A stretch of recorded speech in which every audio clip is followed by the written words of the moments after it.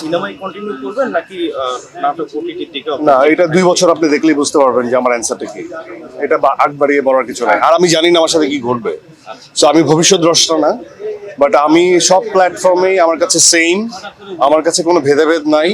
আমি যেখানেই কাজ করব, কন্টেন্ট নিয়ে কাজ করব, আমি আমার অভিনয়ে যেখানে যে ইমেজ, যেখানে যে অ্যারেঞ্জমেন্ট, সেভাবেই আমাকে কাজ করতে হবে। সো আমার কোনো প্ল্যাটফর্মের প্রতি আমার কোনো দ্বিমত নেই।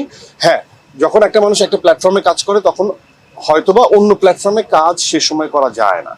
ইটস এ ট্রিক, অর এটা একটা রুল, বা এটা একটা ধরন। হ্যাঁ, সো আমি যখন রেগুলার সিনেমায় কাজ করব, এখানে অনেক দীর্ঘ সময় দিতে হয়। সো আমি অবভিয়াসলি আমার পক্ষে নাটকে কন্টিনিউ করা সম্ভব হচ্ছে না। কিন্তু এমন না যে আমি যখন আবার ইভেন্টফুল আর একটু নিজের সহাবস্থানটা অনেক একটু দৃঢ় হবে, তখন হয়তো ইভেন্টে আমি নাটক করব। কারণ আমি কখনো নাটক ভুলতে পারবো না।